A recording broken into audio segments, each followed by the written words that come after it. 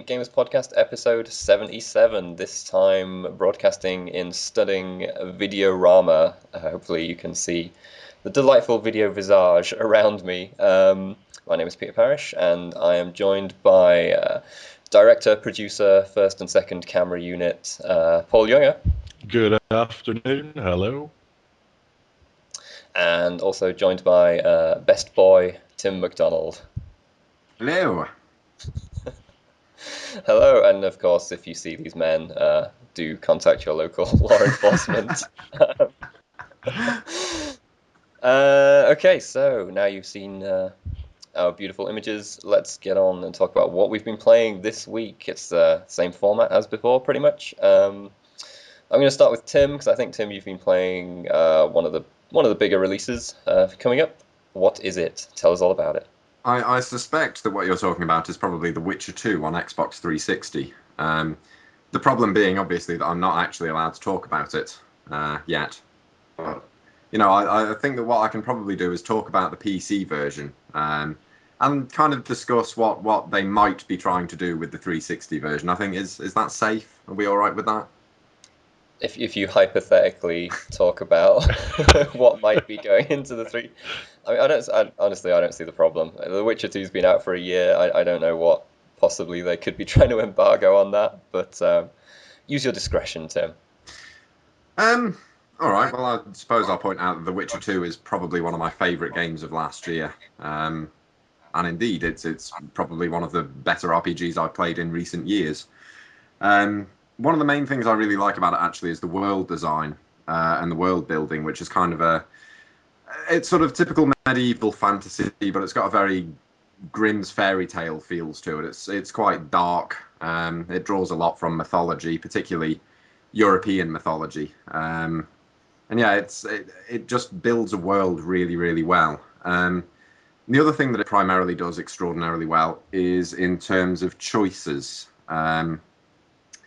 You can make decisions as you play, as you can in most RPGs these days, in fact, or Western RPGs at least. And yeah, they do have a serious impact on the way the game plays out. The biggest one of which I think is towards the end of Act 1, where a decision you make there actually impacts pretty much the entirety of Act 2. Act 2 plays out completely differently depending on what decision you make. And it does both of these things really, really well. They don't just kind of impact the developing story, but the decisions you make do really heavily impact the gameplay as well. So in that respect, is it a bit like, I'm going to mention one of my favourite games, is it a bit like Alpha Protocol in that it changes the story significantly as you go along? It's just a plug for Alpha Protocol, basically. It's not a real question. I was thinking for one moment there that we might actually get through a podcast without you mentioning Alpha Protocol. Silly me. No, every episode. We are one day going to actually do one which doesn't have Peter mentioning Alpha Protocol, wedging it in there somewhere. The question is, I think, whether I'm not here, maybe. To an extent, yeah. It doesn't feel quite as... I'm not sure how to phrase this. Alpha Protocol, I think, felt a bit more open. You were never necessarily sure quite what the consequences were going to be of your choices. Yeah.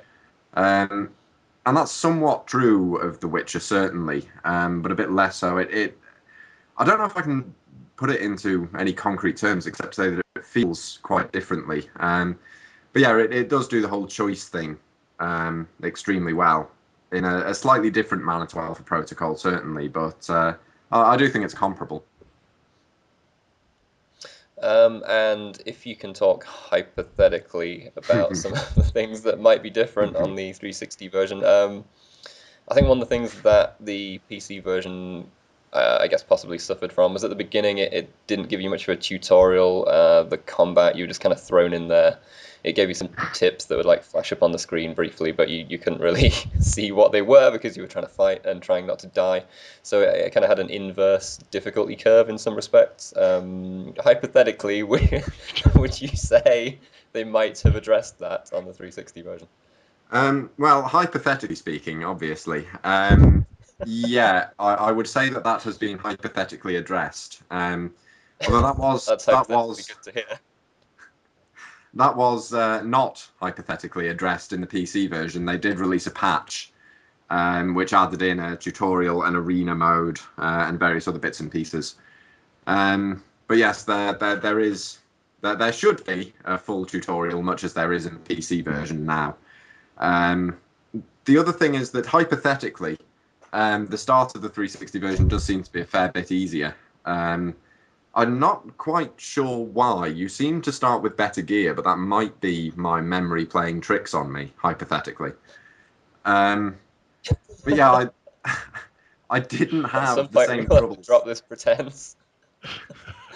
Actually, while we drop the tense of everything being absolutely hypothetical, Yeah.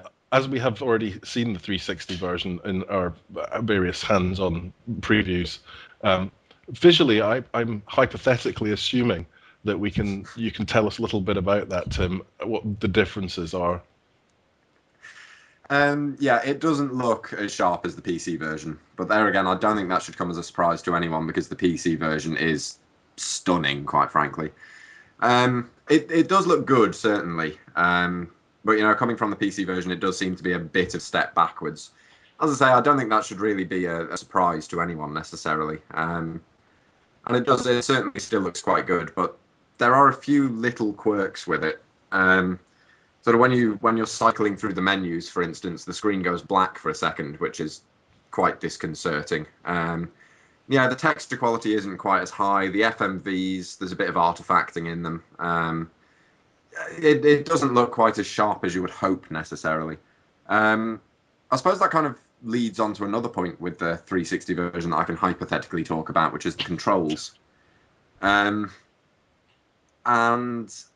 I can't actually decide whether I prefer the PC version's controls or the 360 version's controls. They both have different problems, I suppose. I mean, considering that it's an action RPG, combat is done in a very action way. You need to block, you need to roll.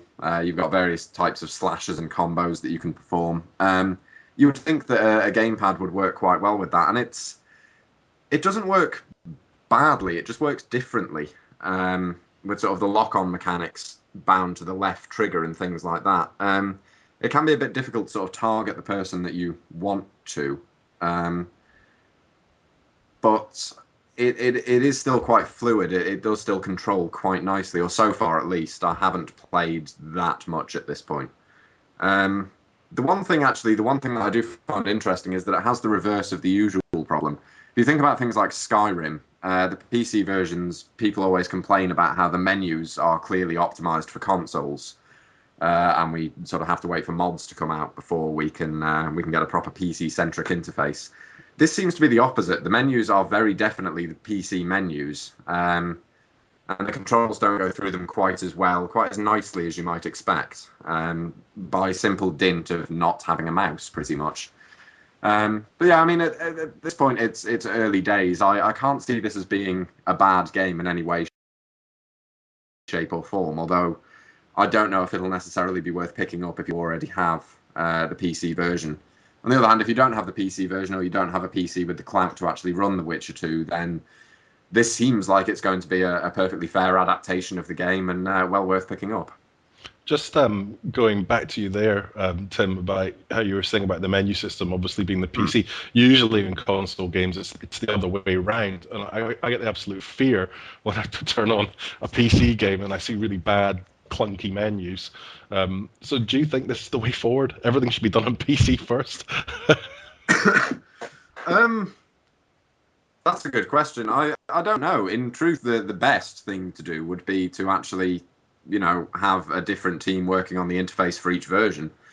I mean, with menus and stuff like that, I don't understand why it's even a problem, because I can't imagine that rearranging the interface to work differently on PC and console, I can't see why that would be a big problem.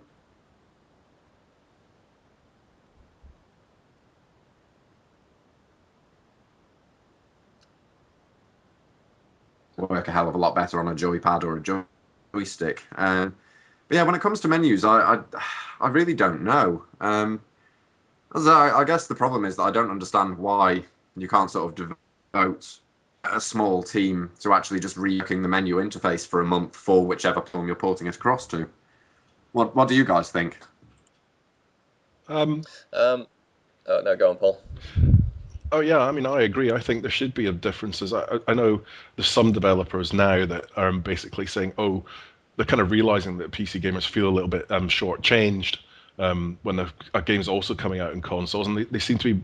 There's been a few announcements recently saying, oh, this is not a console version. This is a completely standalone PC version of the game, and that seems to be like people are kind of waking up a little bit that PC gamers have a much higher expectation on the quality, even just the simple things, the game menus, not let alone game mechanics and controls.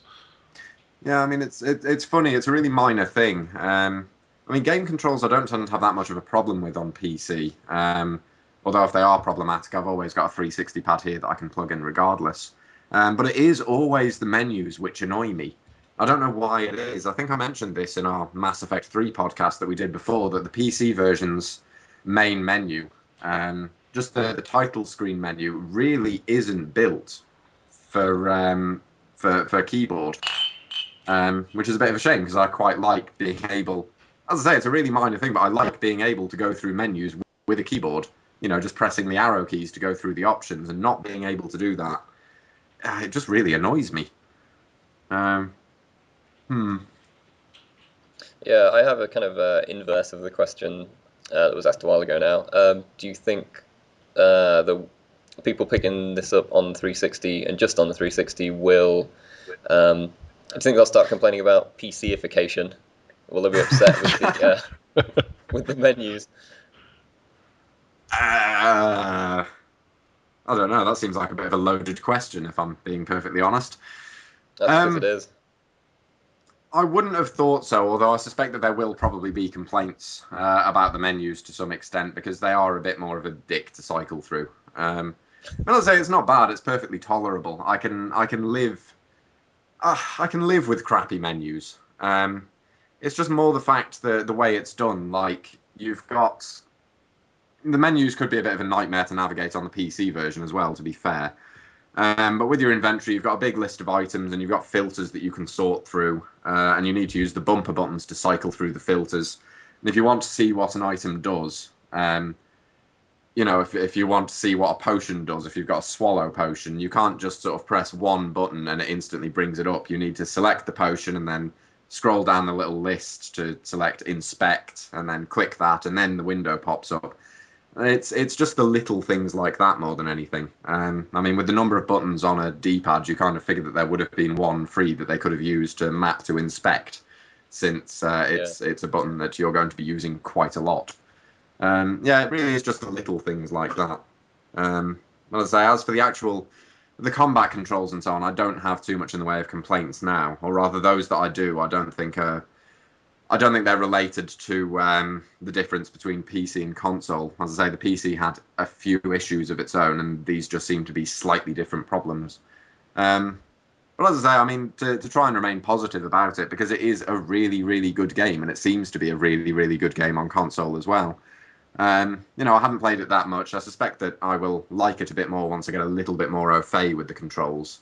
And for the most part, it's a phenomenal game, and as long as there aren't any huge major problems with it, then I can't see there being any reason why a 360 player shouldn't pick it up. Actually, before we finish on that, the one thing I do want to mention that is annoying me is that there is a lack of polish in some areas, which there really shouldn't be. There are things like typos, quite a lot of them, even in the start. There's the point where you first pick up an armor enhancement that you can use to improve a piece of armor. It's called an armor enchantment, which is a little bit odd. Sort of using the wrong spelling of horde, and I have a sneaky suspicion they were, and it's really weird that they haven't actually been fixed yet. You think that's a translation issue? I mean, was it like that in the PC version too? I think it was, if I remember rightly.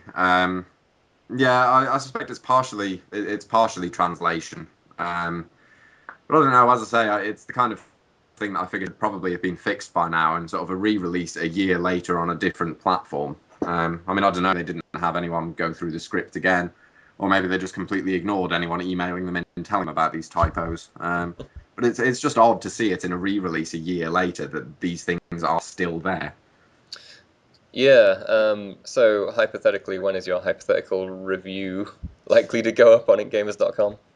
The hypothetical review, well, the factual real review, one, the genuine review, I think that's due to go up on Friday, and there should be a little video to go along with it, so you can hopefully be able to see all of these little bits and pieces for yourself, like the menus and the graphics and how the combat works on consoles. Good stuff. Now, I would normally go to Paul at this point, but is it true, Paul, that you haven't been playing much this week? Yes, another week rolls by very quickly. Yeah, not much this week. I did have something planned, but I think I just palmed it off on you.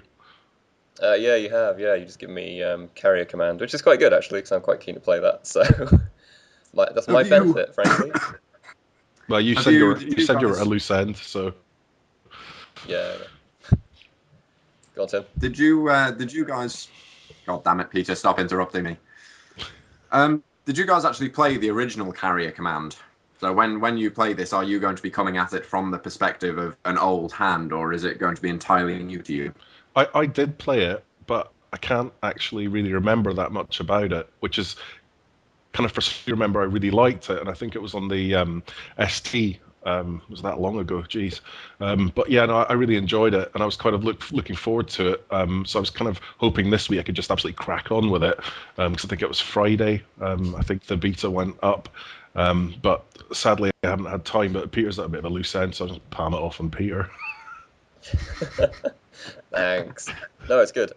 Yeah, I did play the original. I played it on the Spectrum, which probably wasn't the best possible format for it. It had pretty basic wireframe graphics, and I think it was lacking the time speed up function. Some of the other versions you could speed up the time so that your carrier wasn't just drifting hopelessly in the ocean for hours upon end. The Spectrum version didn't have that, so you had to sail everywhere in real time or whatever game time. I was also pretty young at the time, so I didn't really have a clue what I was doing with launching the was it the Manta craft, and you had an airborne one and a seaborne. I wasn't really quite clued into what I was trying to do, so mostly I would just sail around and kind of dick around with it. But I mean, I know what I remember what the thrust of the game was. So yeah, I'm kind of looking forward to seeing what the remake is going to do with it. It's sort of a pseudo remake, I think. I don't know. It's not a straight remake, I don't think. It's kind of inspired by. I think it's actually got sort of a proper campaign rather than being essentially just sort of one big strategic map. I was going to ask, what do we actually know about the beta? Because I remember, I think the beta is there to everyone who's pre-ordered it. And I think when that announcement came out, that they said that the beta was kind of going to be sort of a cut down version of the main campaign. Yeah, it's sort of standalone. They don't want to give anything away about the main campaign, so it's kind of a standalone. Basically, the way the game works and the mechanics and everything are identical, but they didn't want to sort of give anything away. So everything that you can do in the final game is there, although they have omitted the sort of first-person mode. That's not in the beta. So yeah, I think they're just being very mindful that they don't want to give too much away at this stage, so people who have pre-ordered it don't think, oh well, that was a waste of time pre-ordering it. I've done it all now. Yeah, so when can we expect to see something about that? Probably towards the end of this week, I would guess, and then I will likely talk about it in the podcast, I would think, unless I get something else. Next week's podcast, that is, unless I get something else that. We'll see. I look forward to seeing how you manage to plug Alpha Protocol in next week's podcast when you're talking about Carrier. I'll manage somehow. I know. I suppose I should talk a little bit about what I have been playing, and the thing that's most recently seared into my memory, if I can put it like that, is when I was helping out you, Tim, yesterday, playing some Gettysburg Armored Warfare. Yeah, that's an appropriate image. Um, how to describe this? Well, what it's supposed to be, let's start with that, is a kind of up to 64 player multiplayer deathmatch slash RTS title, because it has like an RTS mode and a deathmatch mode. It's based in a weird alternative parallel universe civil war, US Civil War that is, where I don't actually know the proper plot to this, but for some reason both sides have got future technology essentially. So you've got the Union and the Confederacy, as Cartman might say, driving around in like tanks, and they have heavy miniguns and kind of automated steampunk zeppelins that can bombard people from afar. And what you do is, well, mostly I can talk about the deathmatch, because in the RTS mode was difficult to get into, which I'll get to later. But in the deathmatch, you essentially are hovering above the battlefield. You can kind of pop in and possess any of the units that are down there. So you can hop into a tank, you can hop into a rifleman or an APC or whatever, and your job is to capture sort of points on the battlefield. And Wow, yeah, Peter, that that sounds fun. sounds really good. It does, doesn't it? Doesn't that sound like a good game? It does. Yeah, it does. Unfortunately, large proportions are quite broken. Let's start with the fact that we couldn't get into an RTS version of the game, which is a bit awkward for you, Tim, because you're supposed to be reviewing it. Um, the reason being is that the game's been updated on Steam recently. It's been patched, but unfortunately, not all the servers have been patched. Even though the patch went out like 4 days ago or something like that, Yep. you can't get into the servers that are running the older version of the game, and there's only about 4 servers in total anyway, and I think there's one or two running the RTS version of the game. Both of those are still the old version. So if you've got the Steam, I don't know, is it only on Steam? It might only be on Steam, but if you I have a think there Steam is. copy of the game, yeah. So if you have a copy of the game, then just straight up, you can't get into those servers, and you can't make your own. So you're stuck. You can only play deathmatch, and you can only play deathmatch on the Gettysburg map for some reason, because that's what the servers are offering you. Um, and yeah, and then once you do get in, Tim, you had some slightly odd issues where whenever you would get into a tank, it would drive sideways, and you had no control over it whatsoever. It would just be going sideways on the map. Um, That when that you do drive, actually, sorry, I was go on. just going to say that actually got slightly more interesting. Yeah, when I hopped into a tank, it just randomly started sliding sideways, and I couldn't control it. What actually made that even more fun was that after it drifted about sort of 200 meters to the side of the base, I could take control of it, but the tank's hitbox was about 50 feet wider than the tank. So I kept running over trees and walls and soldiers that were nowhere near me. Yeah, it was good fun. And speaking of running over walls and soldiers and stuff, when you run over a wall or a tree in the tank, there isn't any kind of animation for the tree falling down or the wall falling down. The wall just disappears, the tree just disappears. So lacking in polish somewhat. Other things that I've noticed, when you play as the Union troops on the Gettysburg map, all your tank and Zeppelin forces all start off facing the wrong way for some reason. They all face away from the battlefield, so you have to instantly turn them around. Um, when you jump into a soldier, if you try and jump over a fence, he just like kind of does this really slow fence jumping animation and clips through the fence. The aiming is really, really quite hard. Some things have a sort of a scope, although I've noticed that in the tank, if you're aiming in the air, when you switch to the scope is still somewhere aiming like on the ground. It doesn't actually aim where you were last aiming with the other crosshair, so that's not too helpful. Yeah, and it was just released too soon. It it's very clearly an early beta that has been. It's probably best to mention that this game is made by one guy. Um, so having already been quite harsh on him, I'm going to now say I don't want to be too harsh on him. But I think he has been indicating that Paradox kind of forced him to publish it on this date. So he had to publish back in March, end of March when it came out. And he should have done a sort of open beta rather than doing that, or Paradox should have done an open beta rather than doing that.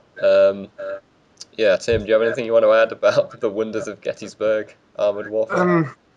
Yeah, well, I think you've pretty much nailed it. The simple issue is that, yeah, it just came out far too soon. It's just rife with problems of all sorts. I mean, you've mentioned the fact that there are only 6 servers online at the moment, and there doesn't appear to be a way to create a server of your own, which means right now you can only play the Gettysburg map, you can only play the deathmatch mode. There aren't a great many people online at this point. I think it's just missed its opportunity. I mean, the idea behind the game is really, really good. I like the idea of combining an RTS with a first-person shooter or a third-person shooter. Yep. But yeah, it just simply doesn't work. There's just sort of bits falling off it all the time. And I also want to mention. So I've got to mention, Tim, that you discovered that when you zoom in on the soldiers, they have a kind of dead-eyed forward stare, which I'm now going to do an impression of. It's sort of a bit like this. So there you go. That's my favorite part. You didn't look nearly creepy enough compared to how they look. There will be a video of this going up at some point soon, so you'll be able to see all of this for yourself. The one thing I do want to say that this is, the product of one man, pretty much. I mean, I think he outsourced some bits and pieces, possibly some of the art and so on. But, looking at it objectively, as a product developed and released by one person, it is an astonishing piece of work. I mean, I do think it's phenomenal that he actually managed to produce an RTS third-person shooter thing that at times doesn't actually look too bad. The lighting engine in particular is actually quite nice when the sky actually loads. But on the other hand, you can't really defend a game on the basis of, well, it's only being developed by one guy, because the game is out for £8, and quite frankly, it just doesn't do what it's supposed to do. It doesn't work. And yes, I'm going to be reviewing or writing a review of this shortly. And I don't really know how I'm going to do this, bearing in mind that I can't actually play half of it, which I suppose I'll just have to mention. Maybe just do half a review, Tim. Just write half and then just stop and then put a bit of clipping in, and then, some falling through fences and things like that. Do we normally have fences in our reviews? Well, there could be a new feature. How many fences out of 10? I like it. Tim, you did actually manage to get one. You managed to get one game, I think, on a server that had like 30-some people on. How was that? Because that's how it's supposed to be played, right? When the games we played yesterday had just like us basically and a couple of other dudes, but that's not really the point. It's supposed to be with upwards of 60 people in total. So how was it with 30-some? It wasn't too bad, actually. I suppose I should point out that the 2 game modes, you've got Deathmatch, you've got Army Skirmish. Army Skirmish is for 4 players. It's sort of 2v2, and that adds in all the real-time strategy options. You can choose what troops you want to spawn at your base. You can actually give them orders and send them to capture points. While the other mode, the Deathmatch mode, is one where the AI controls all the infantry. You can hop in and override them, but you can't give orders. That's one where you're sort of supposed to be having one player taking control of every unit on your side. And yeah, that's really the problem with it in the deathmatch, is that you don't really give a shit whether you win or lose. Just because it doesn't feel particularly cohesive. it's never really clear why you're winning or losing. I mean, even in games with sort of 2 players where you completely ignore the other player and don't bother capturing points, it seems entirely random who wins. The 30-player match I played was actually kind of entertaining. I mean, again, I didn't really care who won, but it was kind of fun to just hop into a unit, shoot some guys, die, hop into something else, and, you know, just sort of play around with it like a big chaotic sandbox. You know, it was kind of fun for half an hour, but it wasn't a fulfilling or meaty game experience. It wasn't something like Battlefield, which is also, I suppose that's what's most similar to the deathmatch mode, because that's also sort of 32 to 64 player, with vehicles and each person taking different points and so on. You know, that's a game where you actually care if you win or lose. Whereas with this, it just feels like a big open sandbox with no point behind it, really. Yeah, it was kind of fun for a while, I suppose, in a very chaotic way, but it just wasn't a particularly good game experience. Yeah, I would have to echo that, really. I mean, it may be, and if he carries on patching it, it may improve up to its optimal state, but it's been out for, a couple of weeks now, I think, and it kind of hasn't really improved that much, so... Yeah, I mean, at any given time, I think there's about 5 people online, and since the only mode that's currently available is the 64-player deathmatch, that doesn't really work. I mean, if it does get patched up to the point where, you know, the point at which it should have frankly been at release, and if there are still people playing it, I would be quite happy to give it a go, because I think there is a degree of potential there. But I just think that with the launch being so botched, it's never really going to pick up much of a following, even if it does get patched up to full. Indeed. Well, we can look out for your review of that, and especially the video, I would say, look out for, because it's a treat. All right, let's move on to the thrilling news quiz. This week I've rejigged the news quiz slightly, so you're going to have categories to choose from. Look, I even did my homework and research and stuff. Look at this. Preparation. No way. Amazing. I know. I don't just make these questions up on the spot, guys. So I'll start with you, Tim. You have categories are publishers, retro, hardware, quotations, or Kickstarter. What would you like a question in? I think we'll go for Kickstarter. I'll have Kickstarter for 10. Kickstarter for 10. No, you only get 1 point for this. Damn it. So, who is going to be helping out with the Wasteland 2 development team thanks to pledges reaching $2.1 million this week? Is it the Queen? I cannot confirm that. I think they have to reach 3 million before they get the Queen on board, unfortunately. You have no idea, do you, Tim? You got no idea. I've got a sneaking suspicion that this was Obsidian. Ah. I do remember seeing this, but I can't quite remember which development studio it was. I do remember Peter getting quite excited about it, which would indicate that it was almost certainly Obsidian, though. You are correct. It is Obsidian. And for a bonus point, can you name 2 of the 3 games that were included in 2002's Black Isle compilation package? Because this will be like a kind of a mini Black Isle reunion with Brian Fargo and Chris Avallone and some of the other Obsidian team joining with Wasteland 2. So, 2 out of the 3 in that package. You lied to me. You told me that there was only 1 point available for this question. Make your mind up. Do it right. Well, potentially 2, let's be fair.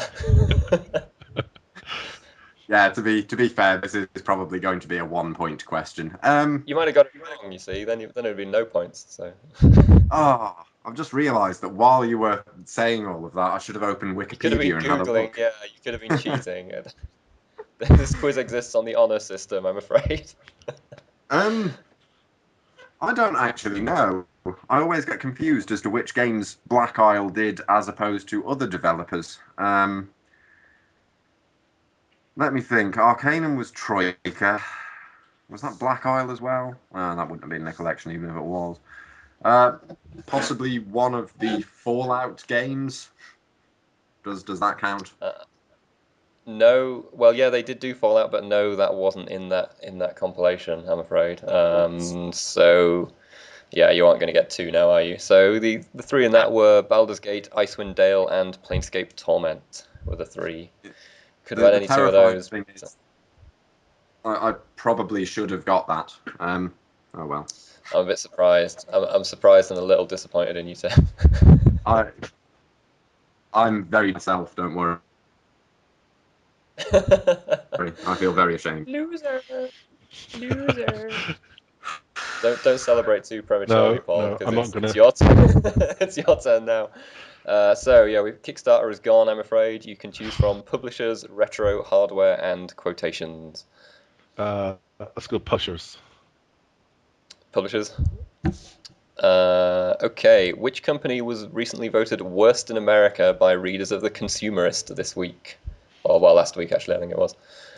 That's a bit of an easy one actually. It's got to be EA. Got to be It EA.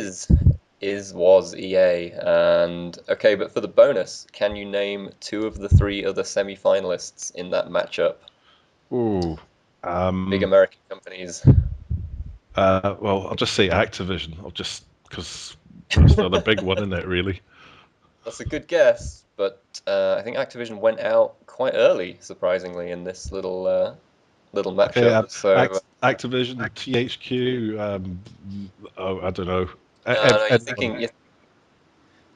you're thinking too video game oriented, because this was like any company in America. Okay. It was,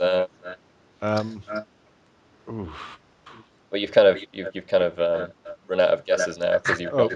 Thanks, brilliant. Well, you can't have two guesses and then like carry on. It's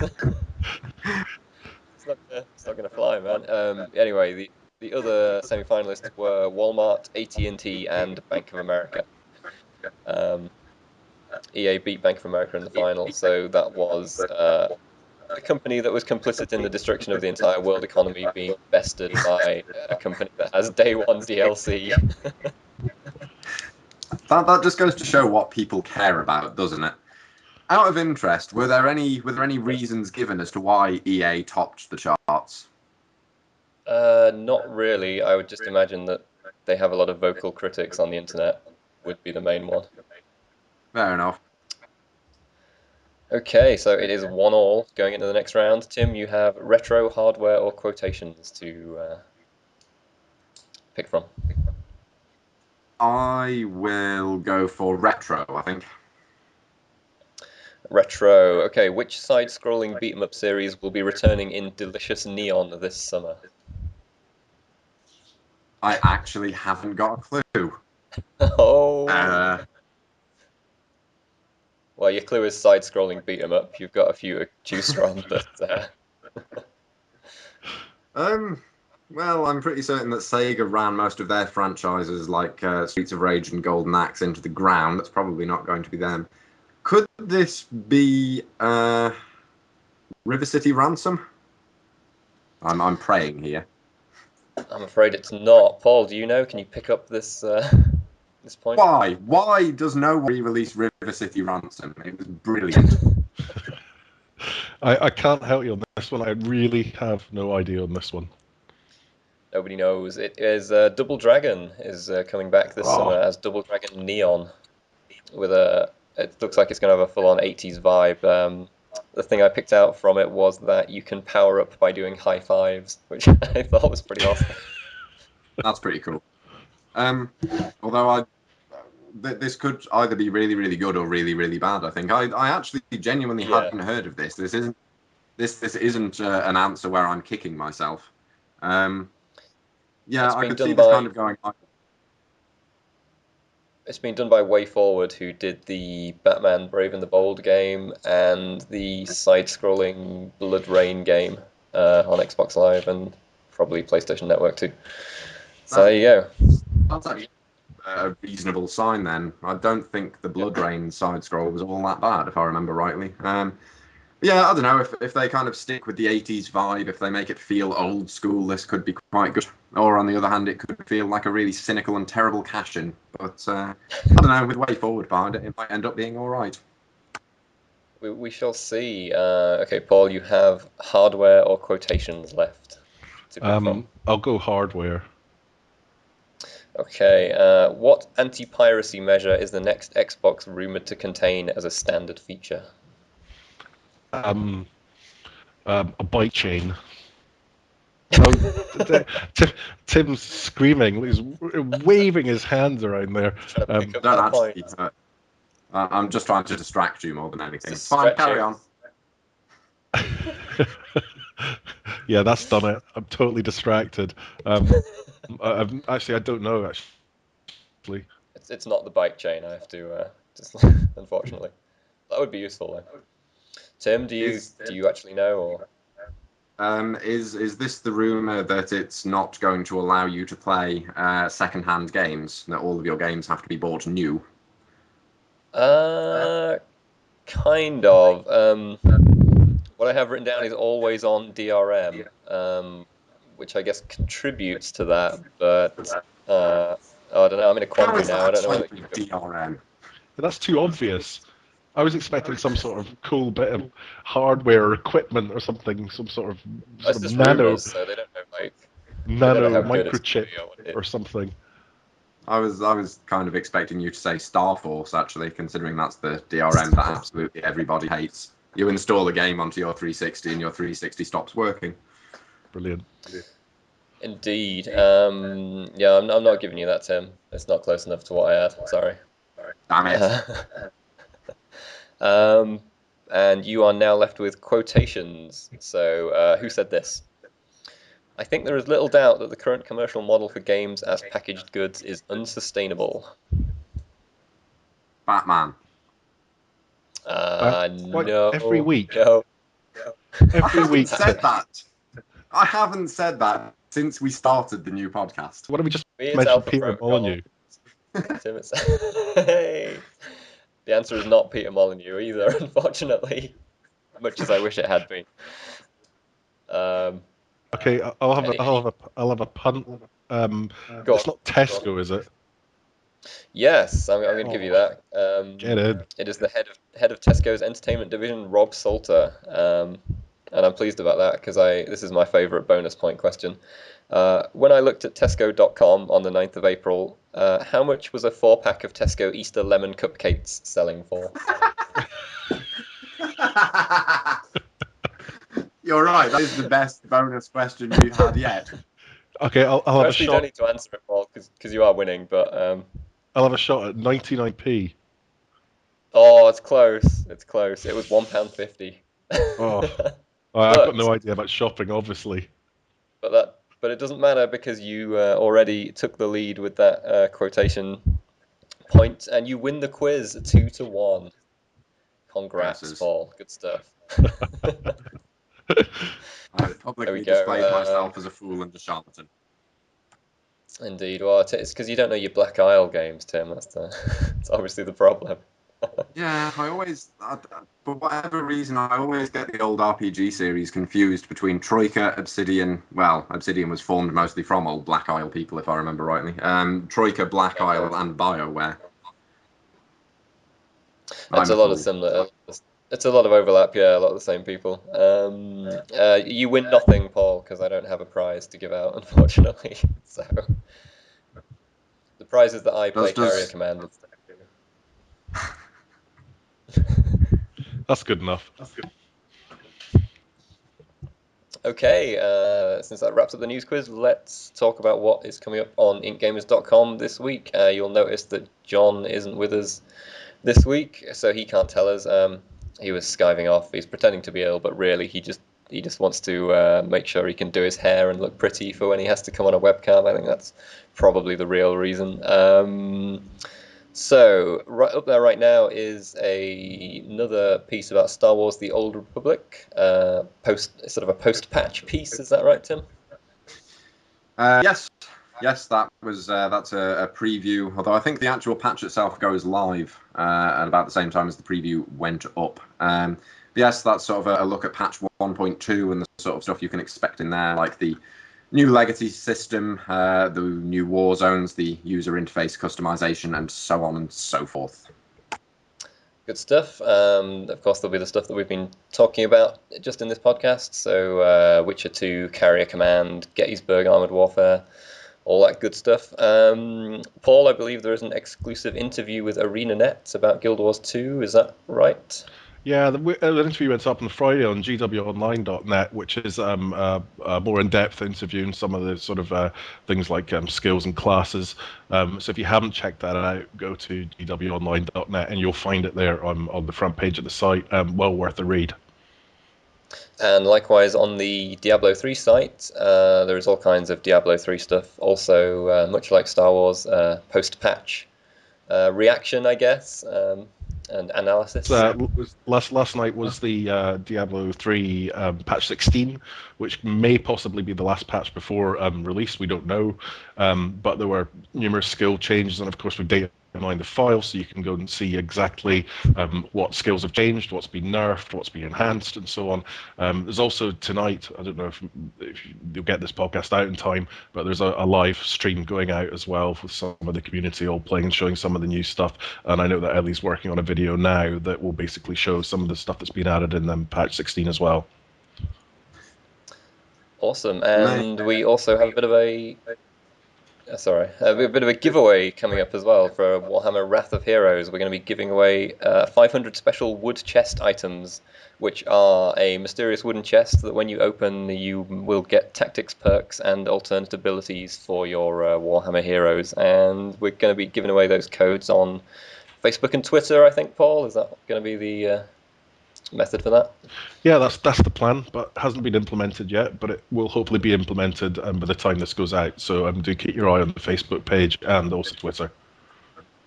Indeed, and I think that's about it for our initial. Tim's already ready. Is he waving bye-bye, or does he want to say something? Tim, do you want to say something? No, I want to say something. I just want to specifically plug once again the Gettysburg video. And even if you don't normally watch the IncGamers Plays videos, watch this one. It took quite a while, and I think it's quite funny. Indeed, yes. Until next week, then, when we'll be back in glorious colour vision. Goodbye. Bye everyone.